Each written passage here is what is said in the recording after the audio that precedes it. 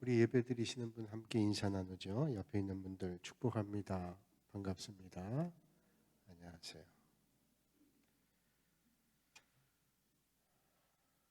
오늘 이제 요한계시록 10장, 요한계시록 10장의 말씀을 보면서 오늘 특별히 이제 한 구절 가지고 우리가 함께 좀 살펴보려고 그러는데요.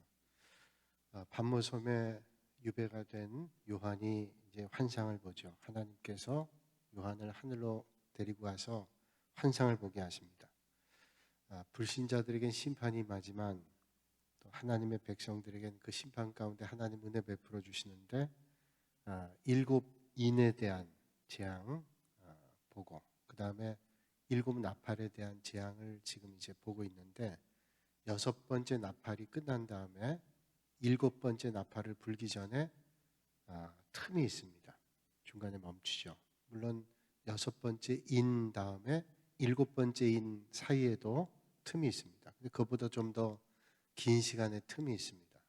요한계시록 이해할 때 그 일곱 인 재앙과 그 다음 일곱 나팔, 일곱 대접 그 재앙 사이에 있는 틈들을 잘 이해해야 요한계시록의 말씀을 이해하기가 좋은데 거기에 전반적인 맥락을 이해하는 그런 말씀들을 주고 있습니다. 자, 일곱 인의 심판이 이루어질 때 거의 이제 세상의 4분의 1이 심판이 이루어지죠. 일곱 나팔을 불 때 3분의 1의 심판이 이루어집니다. 이제 여섯 번째 나팔까지는 쭉 그냥 이어집니다. 일곱 번째 나팔 불기 전에 이제 잠깐 멈추는 시간이 오늘 이 말씀이에요. 자, 꽤나 긴 틈이 있는데 오늘 이 일곱 번째 나팔을 불기 전에 그 틈, 마치 연주회를 가면 중간에 잠깐 쉬는 시간 있죠. 그래서 연주했던 사람들이 다 들어갔다가 잠깐 쉬었다 나오는 그런 시간처럼 그런 시간이 있게 됩니다.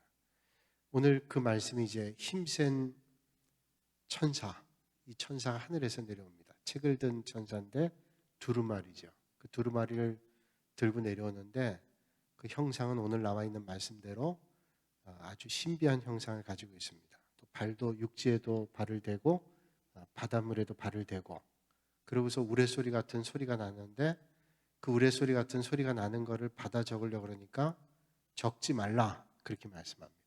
그러면서 그 내용들이 하나님 나라에서 비밀로 밝혀지게 될 거다. 지금은 비밀이지만 하나님 나라에서는 그게 틀림없이 밝혀지게 될 거다라고 말씀하는 것으로 오늘 말씀이 전개가 됩니다. 오늘 일남선교 헌신 예배를 드리면서 오늘 이 말씀 가지고 우리 마지막 때를 바라보면서 우리가 하나님 나라에서 지금은 신비스럽고 비밀스러운 일들이 이제 하나님 나라에서는 다 명료하게 드러나게 될 겁니다. 그게 과연 어떤 것들인지 오늘 말씀을 통해서 우리 한번 살펴보려고 해요. 오늘 말씀 7절의 말씀을 같이 한번 봅니다. 앞에 영상으로 띄워졌는데 이제 6절에는 이런 말씀이 있어요. 마지막에 때가 얼마 남지 않았다. 세번역 보면 때가 얼마 남지 않았다. 마지막 때죠. 때가 얼마 남지 않았는데 자 7절에 이제 때가 얼마 남지 않은다면 이런 일들이 있다는 거예요. 7절 말씀 같이 한번 봅니다. 일곱째 천사가 소리내는 날 그의 나팔을 불려고 할 때 하나님이 그의 종 선지자들에게 전하신 복음과 같이 하나님의 그 비밀이 이루어지리라 하더라. 아멘. 자, 나팔 불 때, 마지막 나팔 불 때 이런 일들이 일어나게 된다 말씀하는데 세번역 성경으로 제가 다시 한번 읽어드립니다. 일곱째 천사가 불려고 하는 나팔 소리가 나는 날에는 자, 일곱 번째 나팔이요. 하나님께서 하나님의 종 예언자들에게 전하여 주신 대로 이게 복음이라는 거죠. 하나님의 나라에 하나님의 종 예언자들에게 전하여 주신 대로 하나님의 비밀이 이루어질 것이다. 이 복음이 이루어지게 된다. 하나님 나라의 것들, 전한 것들이 이루어지게 된다. 자, 개역 성경, 개역 개정에는 복음이라고 얘기했고 세번역 성경에는 하나님의 종 예언자들에게 전하여 주신 대로 이게 복음이라는 거예요. 복음은 하나님이신 예수 그리스도께서 이 땅에 오셔서 우리의 죄를 대신 지시고 십자가에 달려 돌아가시고 죽으신 지 사흘 만에 부활하시고 승천하셨다. 영원한 생명이죠. 부활하시는 겁니다. 오늘 예수 믿는 우리도 그 예수님을 우리의 구주로 믿으면 우리도 죽지만 부활해서 영원한 생명을 얻는다. 이게 복음입니다. 이게 선지자들이 전해준 말씀들이라는 거예요. 이제 일곱째 나팔이 불고 그런 신비한 일들을 우리가 만나게 될 것이다 라고 하는, 그 비밀을 보게 될 것이다 라고 하는 말씀이에요. 안토니오 스트라디바리라는 사람이 있죠. 스트라디바리우스라는 바이올린 만드는 사람인데, 안토니오 스트라디바리라고 하는 사람이 17세기에 바이올린 만들었습니다. 우리가 잘 알고 있는 대로 그 스트라디바리우스라는 그 바이올린은 아주 대단한 명품 악기잖아요. 그래서 그 악기를 사기 위해서 뭐 수십억 되는 것을 빌리기도 하고, 또 잘하는 사람에게는 어떤 기관에서 대여해 주기도 하고, 돈 많은 사람은 사서 소장하기도 하는데, 이게 뭐 이탈리아의 높은 산지에 아주 험한 곳에서 있는 나무를 가지고 만들었다. 우리가 뭐 상식적으로 많이 들은 얘기입니다. 근데 최근에 그 악기의 비밀을 발견하게 됐답니다. 그 악기를 칠하는 염료가 있는데 그 염료를 발견했다는 거예요. 그 목재에다가 그 바른 그 염료가 뭐냐면 산화광 물질 액체를 삶아서, 산화광 물질 액체를 삶아서 거기에 도색을 했다는 거예요. 뭐 한 번 도색한 게 아니죠. 여러 번 했겠죠. 그렇게 하면 좀도 안 나고요, 곰팡이도 안 나고 벌레도 안 먹고 아주 강하다는 거예요. 그래서 이 산화성 광 물질이 뭐냐 찾아봤더니 쉽지가 않아요. 지질학적 해석이 있고 또 백과사전에 하는 해석이 있는데, 하여튼 그 광물질을 갖다 바르면, 삶아 바르면 아주 강도가 높고 그런 것 같아요. 근데 뿐 아니라 좀벌레라든지 또 그 곰팡이 나는 것들을 다 막는다는 거예요. 그러니까 수백 년이 지나도 그 악기가 좋은 소리를 낸다는 거죠. 그래서 뭐 그 악기가 어떻게 수백 년 된 게 그렇게 잘 보존됐을까 했더니, 그 틀림없이 이게 산화성 강 물질인데 그 여러 가지 물질 가운데 과연 어떤 물질인지 정확하게 발견을 못했다는 겁니다.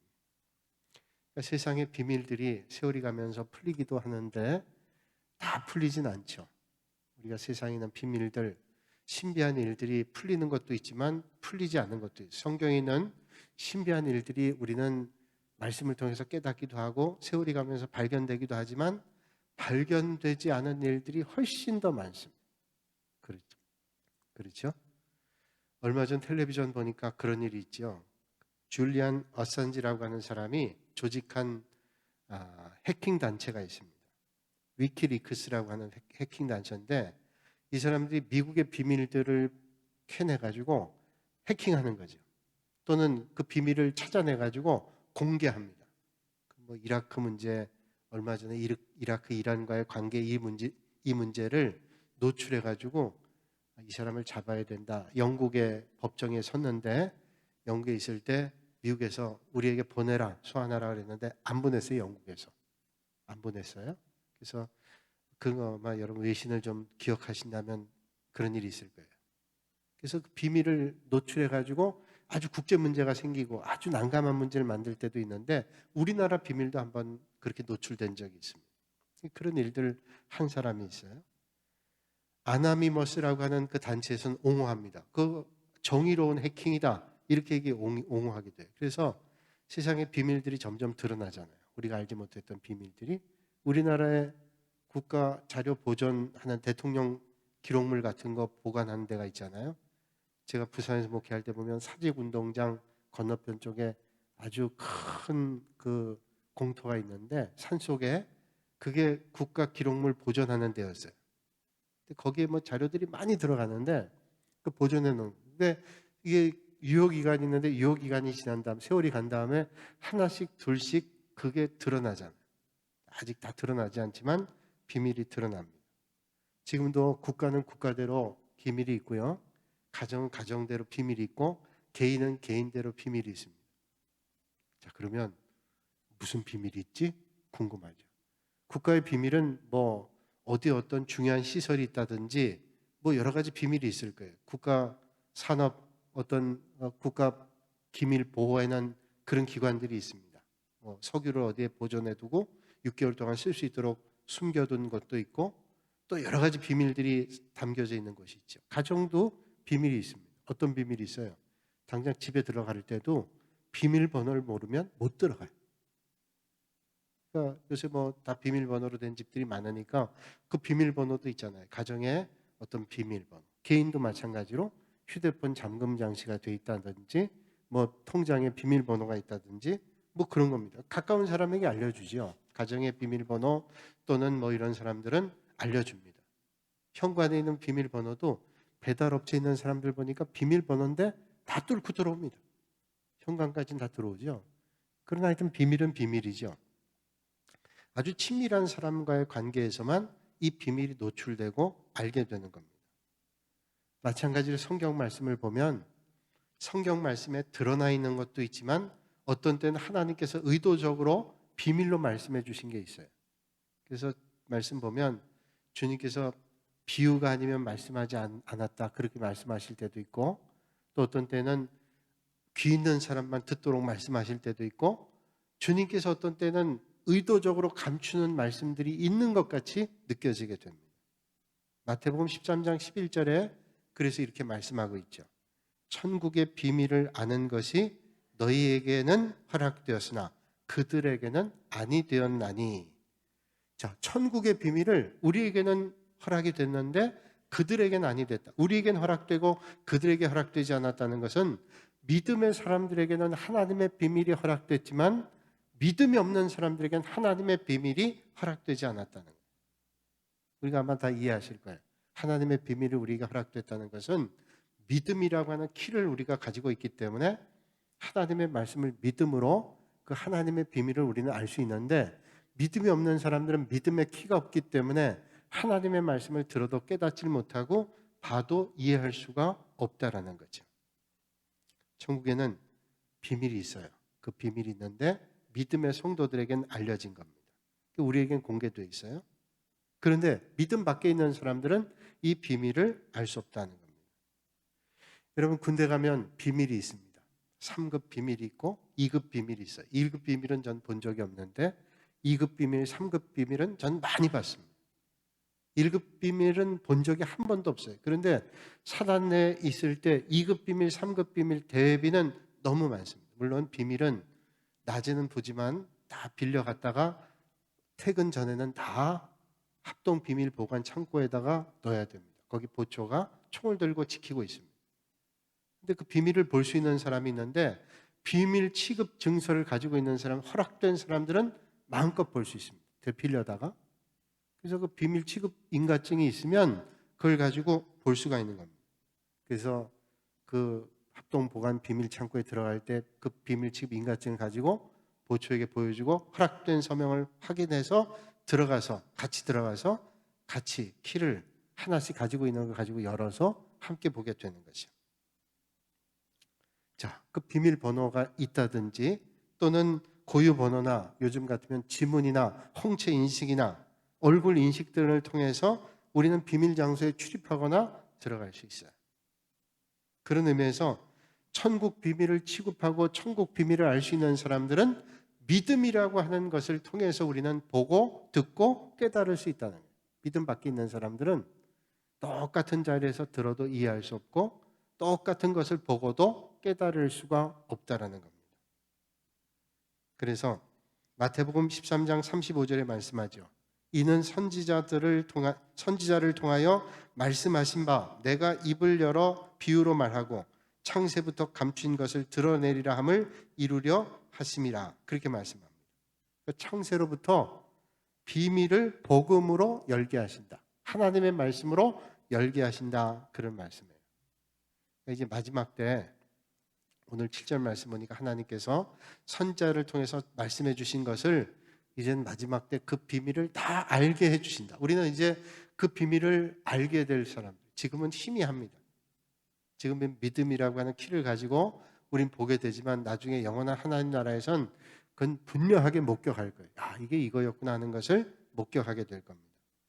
오늘 요한계시록 10장 7절에 말씀하죠. 일곱째 천사가 소리내는 날 그의 나팔을 불려고 할 때 하나님의 그의 중 선자들에게 전하신 복음과 같이 하나님의 그 비밀이 이루어지리라. 그렇게 말씀해요. 하나님의 비밀이 그 선자들이 말씀한 대로 하나님의 비밀이 이루어진다.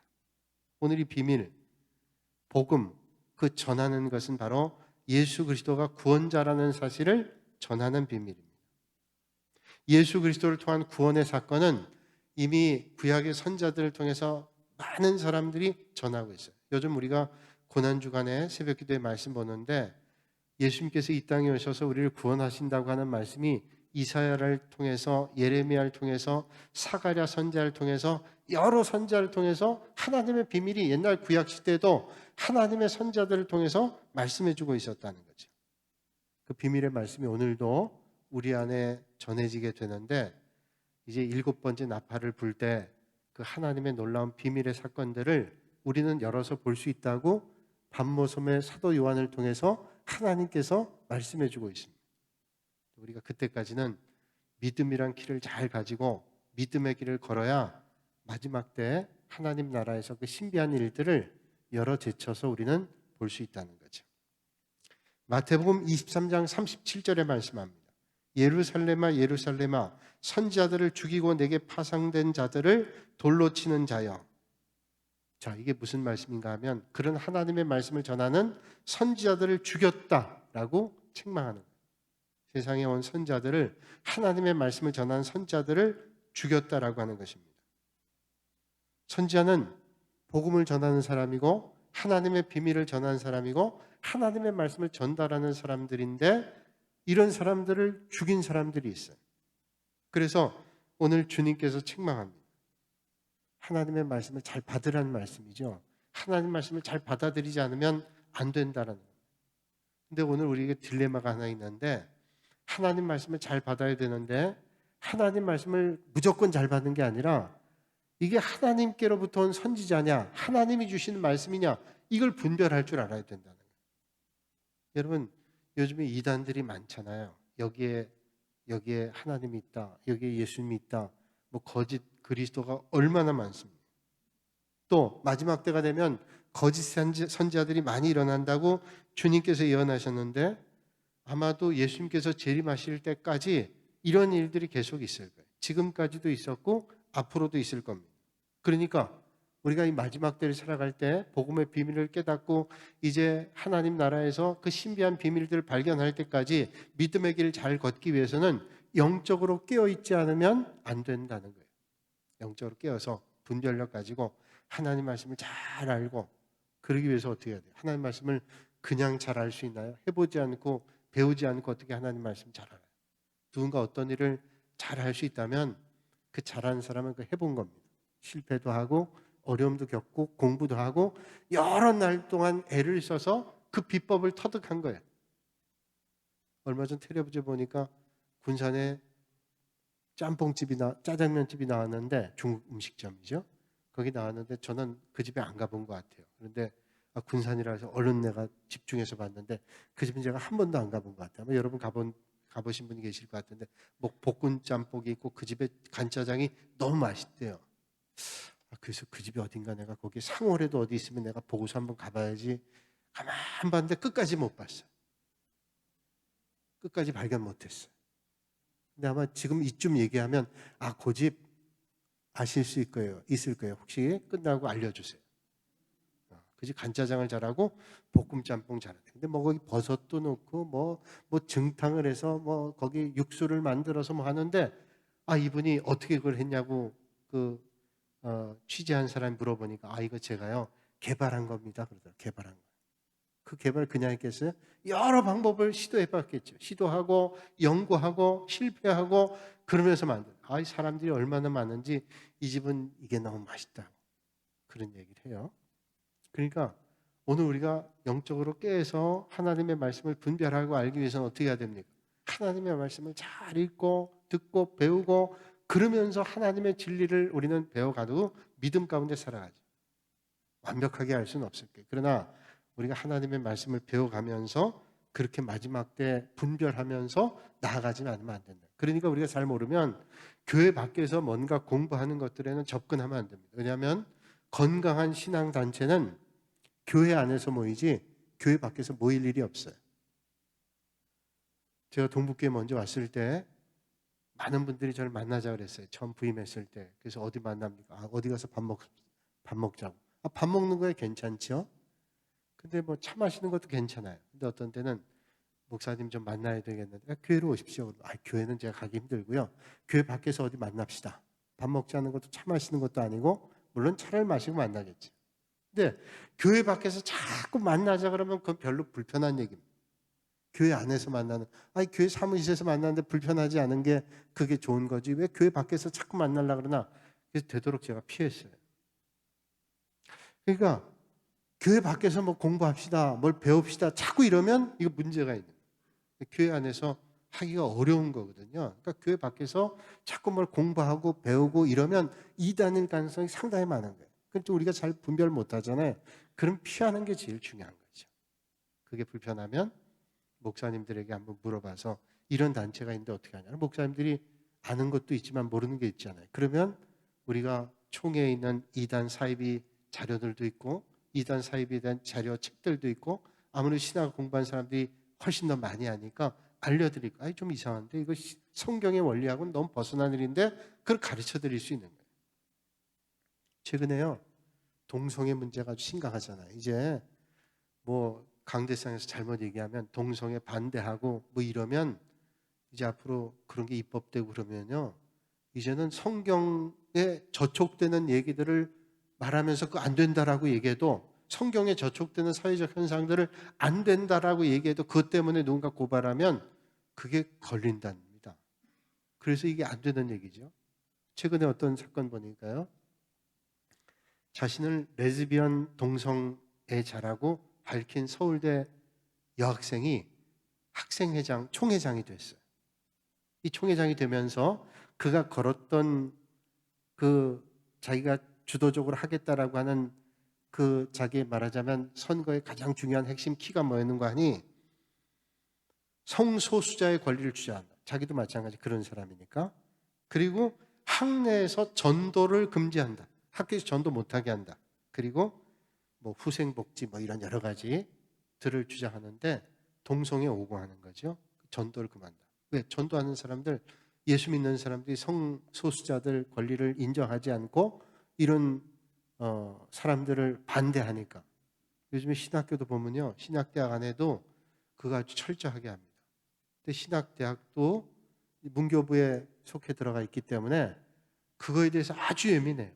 학교에 들어가 있어 보니까 그래서 교원들을 뽑을 때나 직원들을 채용할 때에도 신학교에서 이거 주의해서 해야 됩니다. 요번에 우리 목사님들, 전사님들 목사고시 볼 때도 면접을 다 일일이 세밀하게 해가지고 성적 취향이 어디 있는지 본인이 그런 거에 대해서 옹호하고 있는지 이게 철저한 거예요. 왜냐하면 이제는 아주 시대가 악해졌어요.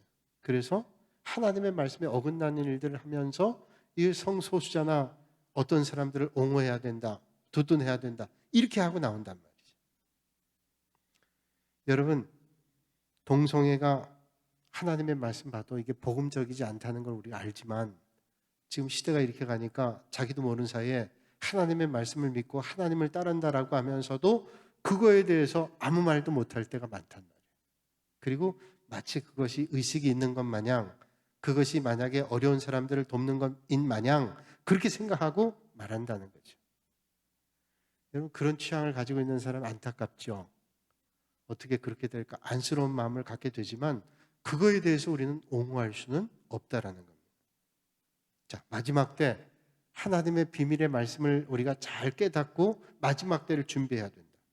또 하나는 이 하나님의 선지자들이 전한 말씀을 통해서 하나님의 비밀이 마지막 때 일곱 나팔을 불 때 이루어지게 된다고 말씀해 주고 있습니다. 요한계시록 10장 7절의 말씀에 이렇게 말씀하죠. 복음과 같이 하나님의 그 비밀이 이루어지리라. 복음과 같이는 세번역 말씀대로 하나님의 선지자들이 전한 말씀이 그 비밀이 이루어질 거다. 그렇게 말씀합니다. 이제 하나님의 비밀은 천사가 나팔 불 때 종말의 때 이 일들이 이루어질 겁니다. 지금은 아직 이루어지지 않지만 밤모섬의 사도 요한을 통해서 하나님께서 말씀해 주신 거예요. 그때 이런 일들이 일어나게 됐다. 앞으로 이제 그 나팔이 불려지면 그런 일들이 있을 거다라고 말씀하고 있습니다. 하나님의 계획과 하나님의 말씀은 모두가 아직 이루어지지 않은 비밀입니다. 근데 그 비밀이 하나씩 열려지게 될 거예요. 하나님 나라에 가면, 하나님 나라가 임하면 이루어지게 될 겁니다. 그때 우린 비로소 볼게 될 거예요. 종말 때 하나님의 나라가 왜 비밀일까요? 오늘 왜 믿음 밖에 있는 사람들은, 믿음 안에 있는 사람들은 볼 수 있는 것들을 왜 믿음 밖에 있는 사람들은 볼 수 없을까요? 영의 세계를 육의 세계로는 볼 수 없습니다. 영의 렌즈로만 영의 세계를 볼 수 있지, 육의 렌즈로는 육의 세계를, 영의 세계를 볼 수 없는 겁니다. 그래서 영의 세계는 육으로 보면 비밀이에요. 하나도 보이지 않습니다.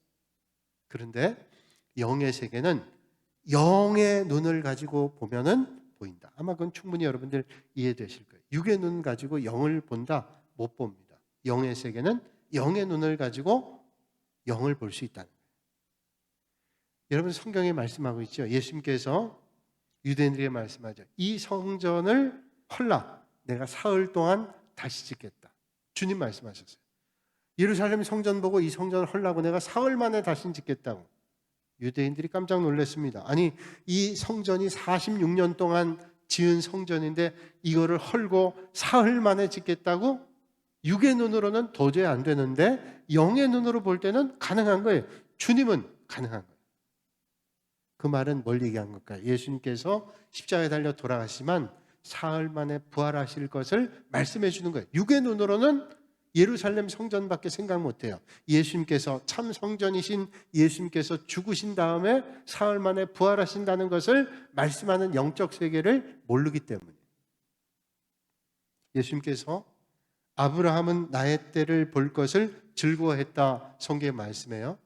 그 말씀에 대해서, 아니 저 예수는 나이가 40도 안 된 사람인데 어떻게 아브라함을 볼 수 있느냐?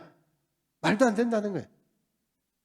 그게 육의 눈으로 볼 때는 영의 세계가 보이지 않기 때문이죠. 우리가 잘 알고 있는 대로 예수님께서 제자들에게 말씀하지요. 내가 어디로 가는지 그 길을 너희가 알리라. 내가 어디로 가는지 그 길을 너희가 알리라, 이렇게 말씀했는데 도마가 묻지요. 주님께서 어디로 가시는지 우리가 알지 못하거나 어디로 가는지 자기는 모른다는 거예요. 그러니까 도마는 아직도 영적인 눈이 열리지 않았기 때문에 주님이 어디로 가시는지 알지 못했다고 말씀하는 거죠. 영으로 하시는 말씀을 육으로 들으면 모두 비밀입니다. 육으로는 영의 말을 알 수가 없습니다. 그러니까 영의 말씀은 영의 눈이 열려야 알게 되는 거예요. 오늘 우리가 하나님의 말씀을 배우고 하나님의 뜻을 점점 깨달아가게 되면 하나님 나라에 가면 물론 명료하게 볼 수 있고 알 수 있지만 이 땅에 살면서도 하늘나라에서보다는 희미하지만 알 수 있는 거예요. 영적으로 어두운 사람들은 도무지 볼 수 없는 것도 영적으로 밝은 사람들은 볼 수가 있다. 저는 오늘 이 밤에 여러분들이 영의 눈이 열려서 하나님의 나라를 이 땅에서 보실 수 있는 은혜가 있기를 주님의 이름으로 축원합니다. 그런 복이 정말로 복이에요. 믿음 생활하면서 우리가 이 땅에 살지만, 이 땅에 발을 딛고 살지만 저 하늘나라의 신비한 일들을 볼 수 있다는 게 얼마나 복된 일이에요. 고린도전서 13장 9절로 10절에 이렇게 말씀합니다. 우리는 부분적으로 알고 부분적으로 예언하니 온전한 것이 올 때는 부분적으로 하던 것이 패하리라. 지금 우리는 온전히 알지를 못해요. 이 땅에서는 부분적으로 알죠. 또 거울에 비친 것처럼 그렇게 봅니다. 그런데 이제 온전한 것이 올 때 부분적인 것으로 보던 것이 패한다. 이 말은 이제 주님 나라가 이루어지면 부분적이나 온전하지 못했던 것들이 다 없어지고 온전하게 우리는 볼 수 있다. 고린도전서 13장 12절에 또 이런 말씀이 있어요. 우리가 지금은 거울로 보는 것 같이 희미하나 그때는 얼굴과 얼굴을 대하여 볼 것이요 지금은 내가 부분적으로 하나 그때는 주께서 나를 아신 것 같이 내가 온전히 알리라, 그렇게 말씀합니다. 그래서 지금은 궁금했던 것들이 하나님 나라에서는 자연스럽게 해결될 수가 있어요. 예전에 이런 책이 있었습니다. 내가 본 천국이란 책이 있어요. 아마 여러분들이 서점에 가거나 도서관 가면 천국을 갔다 온 사람들의 글들을 많이 볼 거예요. 천국에 대한 이야기들을 많이 볼 거예요. 그 간증들이 꽤 있습니다. 천국에 대해서. 그래서 천국에 어떤 일이 있을까 저도 궁금해서 그 책을 여러 번 본 적이 있는데, 천국에 가면 그 사람들이 얘기하는 거예요. 저도 모르고 갔다 온 사람만 알겠지만 여기 혹시 갔다 온 분이 있으면 말씀해 주시겠는데 혹시 잘못 갔다 온 분도 있을 수 있어요. 근데 그분들이 책 쓴 사람들이 얘기하기를 천국에 갔다 온 사람들이 보면 수천 년 전에 세상 떠난 성경에 나온 사람들을 봤답니다. 아브라함도 보고 베드로도 보고 봤대요. 그래서 궁금한 사람이 물었답니다. 아니 베드로가 어떻게 생기고 아브라함이 어떻게 생겼냐고, 어떻게 그 사람이 아브라함이고 베드로인지 아는 명찰을 달고 있냐고 물었답니다. 근데 그 사람들이 대답해, 그 사람들이 명찰을 달고 있거나 내가 베드로라고 아브라함이라고 말하지 않는데 척 보니까 아브라함이고 베드로겠더래요. 엉터리 같죠? 저는 근데 그 말을 보면서요, 그 말이 맞겠다는 생각이 들어요. 여러분 혹시 꿈속에서 주님 본 분이 계시나요? 꿈속에서 여러분 주님 본 분 계시다면 주님의 얼굴을 똑똑히 보셨는지 모르겠어요. 저는 주님 꿈을 한 두세 번 꿨는데 그 꿈속에 주님을 똑똑히 본 적은 없어요. 그런데 그분이 주님이라는 것을 절대로 의심하지 않았어요. 왜냐하면 왜 그렇게 보였을까요? 척 보면 알아요. 뭐 무슨 신통에서 척 보면 아나요? 여러분 천국 가면 알게 된다는 거예요. 지금은 모르지만 천국 가면 이렇구나 하는 것을 뭐 누가 우리가 가르쳐 주지 않아도 그렇게 깨닫고 알게 된다는 거예요. 이게 천국의 신비죠. 하나님 나라 가면 이성적 판단이나 경험이나 논리가 아니라 영으로 하는 거예요. 이거구나 라고 하는 것을 알게 된다는 겁니다. 그래서 하나님 나라에 가면 이제 그 비밀이었던 것이 다 열려지게 된다는 겁니다. 일곱 나팔을 부르면 이제 하나님의 선자들이 전했던 그 말씀들이 확연히 열려지고 비밀이 깨달아지게 된다라고 말씀해 주고 있습니다. 이제 말씀 마무리할게요. 위대한 저술가인 C.S. 루이스라고 하는 사람이 있습니다. 이 사람이 쓴 책 가운데 나니아 연대기란 책이 있죠. 많은 분들이 보셨을 텐데 이 나니아 연대기의 1편에 사자, 마녀, 그리고 옷장이라는 편이 있어요. 사자, 마녀, 그리고 옷장. 그 옷장문을 열면 환상의 세계로 들어갑니다.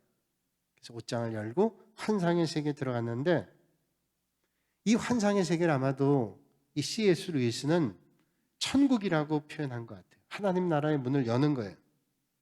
신세계입니다.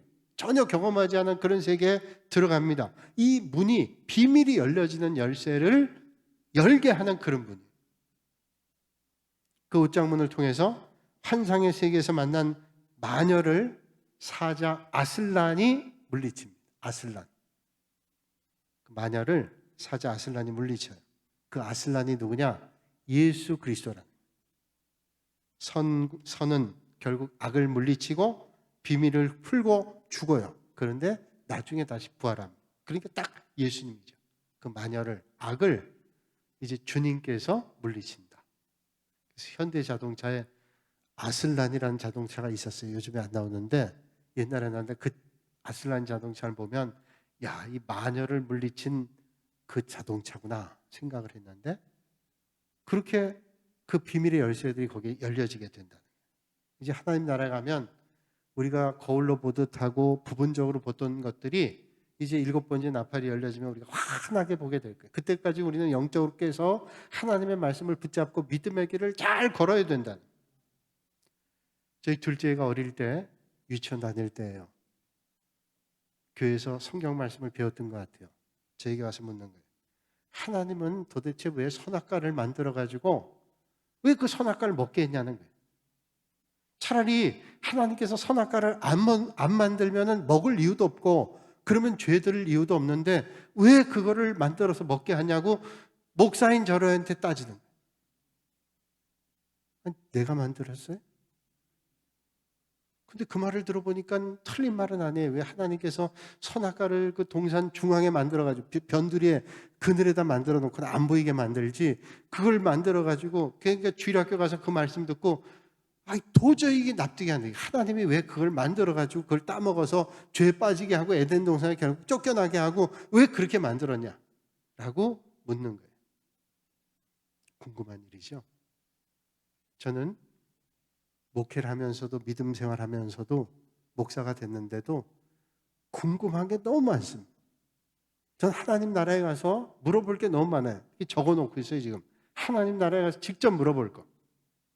아니, 저분이 왜 그랬지? 그것도 물어보고 싶지만 성경에 나오는 내용들을 묻고 싶은 게 많습니다. 하나님께서는 못하실 게 없잖아요. 전능하신 분이잖아요. 그런데 그 전능하신 분께서, 하나님께서 왜 사랑하는 독생자 예수 그리스도를 굳이 십자가에 달려 돌아가시게 하셔서 우리를 구원하는 방법을 택하셨을까? 아니, 하나님이시라면 전능하시니까 그런 방법 안 쓰고도 얼마든지 하실 수 있었잖아요. 그래서 그거 한번 여쭤보고 싶어요. 그리고 승천하실 때, 예수님이 승천하실 때 곧 오시겠다고 말씀하시죠. 네, 곧 오겠다. 간대로 오겠다. 그렇게 말씀하니까 그때 예수님 따랐던 사람들이 간대로 올 거라고 기대하고 하늘 쳐다봤는데 오시지 않고 벌써 2000년 지났어요. 틀림없이 처음에 오실 때는 마국간에서, 베들레헴 마국간에서 조용히 몇 사람 모르게 오셨지만 다음에 오실 때는 모두가 알게도록 그렇게 오신다고 말씀하셨어요. 그런데 그러면 빨리 오셔야지 기다리던 사람 만날 텐데 왜 이토록 오랫동안 계시다가 오시지 않았는지 나중에 뵈면 여쭤보고 싶어요. 그러니 성경에 궁금한 점들이, 이런저런 논란이 있는 것들은 물어보고 싶은 것들이 너무 많은 거예요. 주님께서도 말씀하죠. 여자와 남자 배필, 사랑하는 배필 만나서 절대로 둘을 나누지 말라, 그렇게 말씀하잖아요. 그래서 짝지어 주신 부부는 사람이 나누지 못할 거다. 제가 결혼식 주례할 때마다 말씀합니다. 하나님이 짝지어 주신 것을 사람이 나누지 못할지니라, 그렇게 말씀해요. 그런데 하나님께서 그렇게 짝지어져서 사람이 나누지 못한다 그랬는데 왜 누군가 먼저 죽고 누군가 나중에 죽어서 헤어지는, 짝지어진 것이 헤어지는 그런 아픔을 주셨는지도 물어볼 수 있을 것 같아요. 어느 책에선가 이런 말씀이 있습니다. 하나님 나라의 비밀은 하나님 나라에 가면 명료하게 볼 것이다. 그러면서 신학자가 그의 경험을 얘기합니다. 어릴 때 수염이 자라고 싶어서 7살 때 멋지게 수염 자란 사람들 보면서 수염이 자라고 싶어가지고 하나님 앞에 날마다 기도했답니다. 하나님, 수염이 좀 자라게 해주세요. 저기 저 아저씨처럼 멋진 수염이 나고. 며칠을 몇 달을 기도해도 수염이 안 나더래요. 그래서 기도를 포기하고 잊었답니다. 기도도 안 했대요. 그런데 나이가 들고 체격이 커지고 그렇게 되니까 어느 날 눈을 뜨니까 수염이 자라 있더래요. 기도도 안 했는데, 그때 기도할 때는 수염이 자라야 된다고 그렇게 기도했는데 안 자랐는데 세월이 지난 다음에 기도하지 않았는데도 수염이 자랐대요. 왜 그럴까요? 그의 육신의 성장은 그의 육신이 나이가 들고 커져야 성장하는 거예요. 우리 영혼도 마찬가지. 우리의 신앙이 자라면 나중에 그 궁금한 점들이 해결될 거예요. 오늘 우리가 이 땅에선 다 해결할 수 없는 문제들이 이제 하나님 뵐 땐 다 해결될 겁니다. 그때까지 오늘 우리는 믿음의 길을 잘 걷고 하나님의 말씀을 통해서 나아가면 때가 되면 하나님의 비밀을 알게 될 거예요. 오늘 말씀 보니까 나팔 불 때 하나님 선지자를 통해서 주신 말씀들이, 그 비밀들이 이루어질 거라고 말씀하고 있습니다. 오늘 이 밤에 그 하나님의 신비를 우리의 가슴 속에 담고 하나님의 말씀을 늘 배우셔서 믿음의 길 든든하게 서셔서 흔들리지 않고 하나님의 말씀에 깨어서 믿음의 길 잘 걸으시는 우리 일남선교회 회원들과 모든 믿음의 권속들이 되시기를 주님의 이름으로 축원합니다. 거룩하신 아버지 하나님, 오늘도 이 밤에 저희를 불러주시고 하나님의 놀라운 신비의 약속들을 말씀을 통해서 찾아가 봅니다. 우리가 연약하고 부족해서 다 깨달을 수 없고 거울에 비치는 것처럼 희미하게 부분적으로 알지만 이제 하나님 나라에서 명료하게 알 것을 우리는 기대하며 오늘도 하나님의 말씀을 통해서 깨달아가고 또 하나님 말씀을 이해해가고 하나님의 말씀을 우리의 마음속에 깊이 새겨 말씀을 따라 흔들리지 않고 분별하며 믿음의 길 잘 갈 수 있도록 하나님 은혜로 함께 하여 주시며 특별히 우리 일남선교회를 축복해 주셔서 아버지의 귀한 사역 감당할 때 선한 열매들이 맺어지게 하시고 주님 나라에 든든하게 쓰임받는 남선교회가 되게 하여 주시옵소서.